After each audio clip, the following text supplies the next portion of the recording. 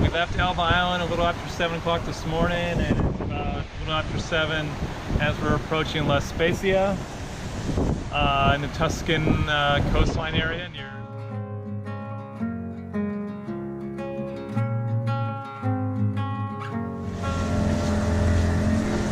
Lots of people that are able to walk over here from wherever they're staying in the town. You basically walk up over the fortress and there's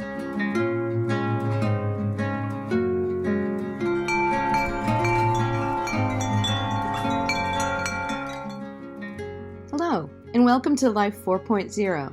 If you are new to our YouTube channel, I'm Karen, and I sail with my husband Tom aboard our 44-foot sailboat, Sea Rose.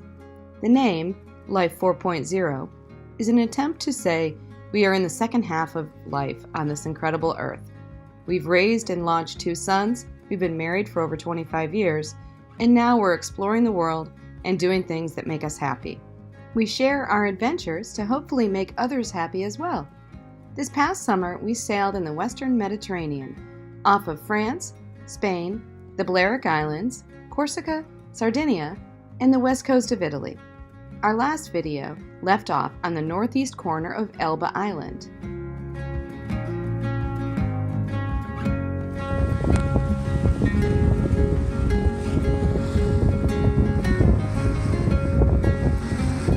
Coming along the Italian coast going up to Cinque Terre, so we've had a long day of motoring, but checking out these dolphins or porpoises. They're surfacing right over there. Pretty nice. Mountains in the background. We left Elba Island a little after 7 o'clock this morning, and it's about a little after 7 as we're approaching La Spezia in the Tuscan coastline area. So it's been a great day. Actually, we've been motoring all day until the last 2 hours or so, and we got some wind coming up. We got more wind, and now we're doing 8+ knots. As we're approaching our destination here. So good end of the day. Lots of big ship traffic around here. Some container ships there, container ship down there, container ship on the horizons, and so a lot of cargo coming in here in La Spezia, but also apparently some nice views, nice little villages. So we're looking forward to our stay here. Been a good day.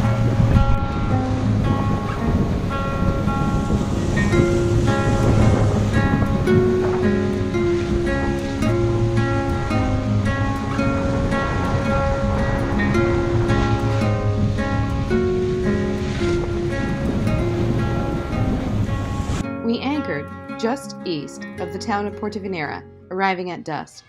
We set off in our dinghy right away to take in the exciting sights and sounds. Look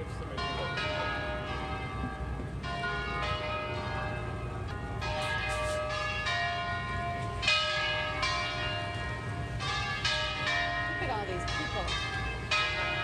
Flags, the Red Cross flag. That's This is busy August in Italy, that is for sure. yeah.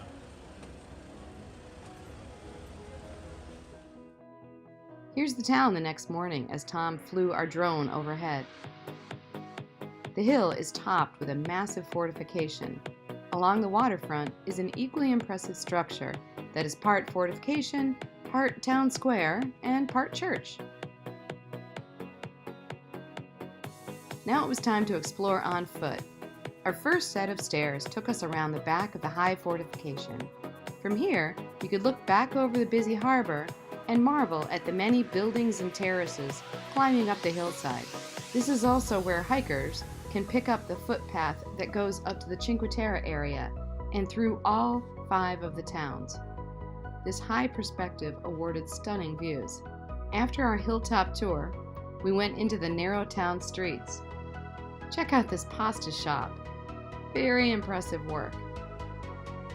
We spent a lot of time in the huge high square outside of the church.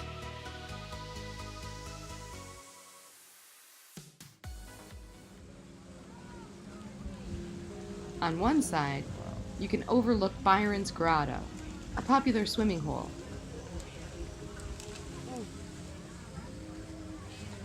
and on the other, you can see the steady stream of pleasure and tour boats heading out of this narrow passage here, which is south of the town of Porto Venere and north of the island of Palmaria. They're heading on their way north toward Cinque Terre for the most part.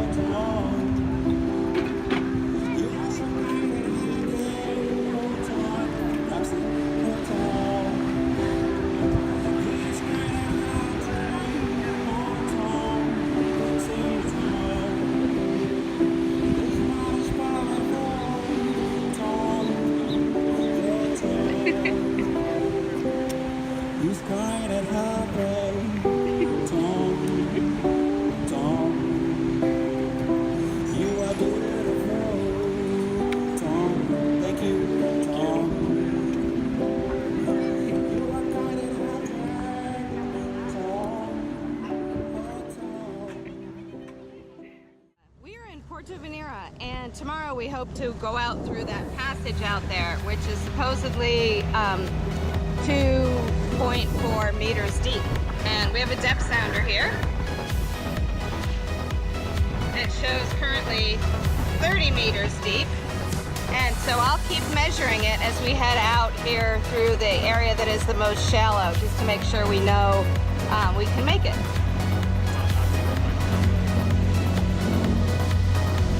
Yes, well, not being hit by tour boats.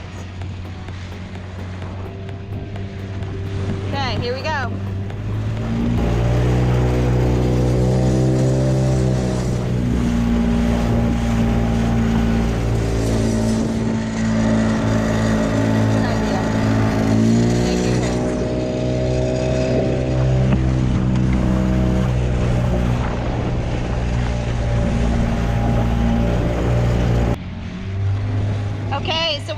Recording, and the shallowest spot is 4.4 meters, so hopefully we'll be able to make it through tomorrow.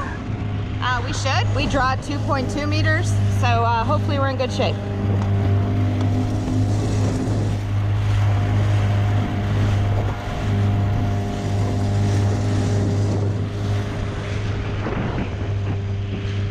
We're going to go outside here and curve around and swim in this area called Byron's Grotto. You overlook it from this fortress here. It's pretty cool. It's just around the corner.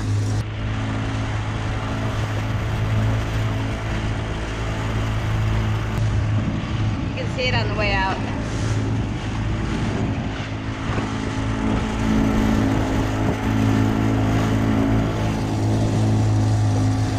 So let me, before we toss the anchor in, let's figure out how deep it is. So this is Byron's Grotto.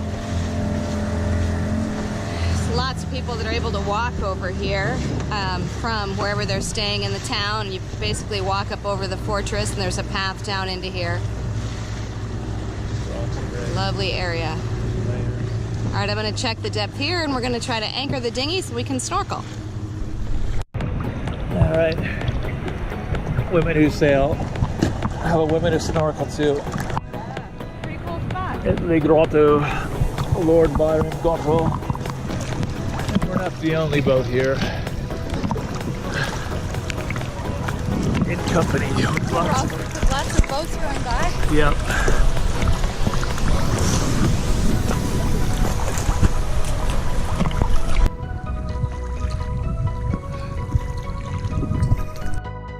following day, we navigated out of the channel and headed for Cinque Terre ourselves. I'll cover that experience in our next episode and continue on here with our time near Porto Venere.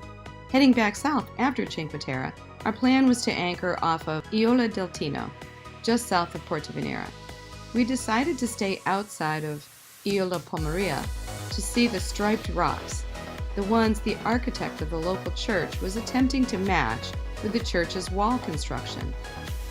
Shortly after we passed this beautiful Porto Venere landmark, we began to see the dramatic cliffs in the distance.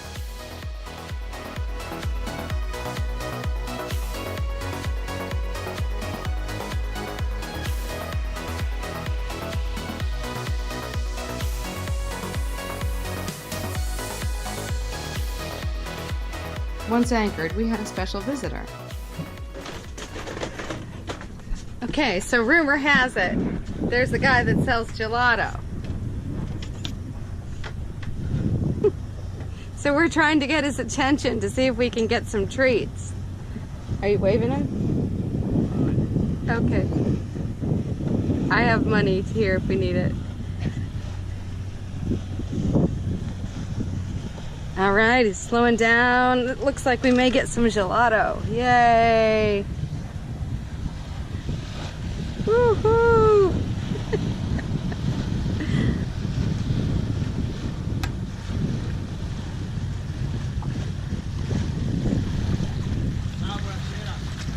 Hello.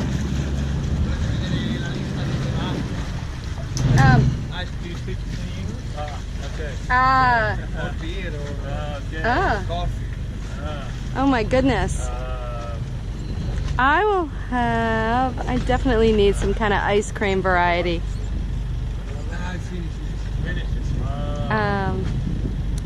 How about, I'll do any of the ones on this sheet over here. Okay.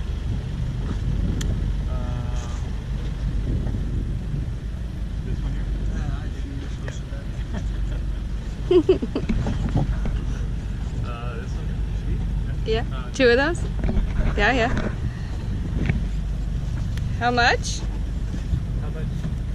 6 euro. Okay. Okay.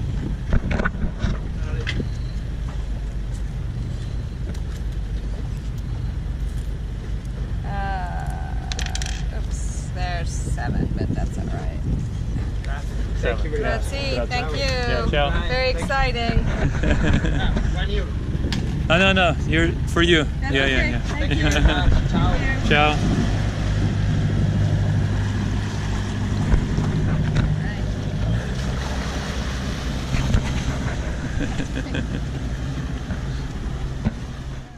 After dinner, we enjoyed a leisurely sunset.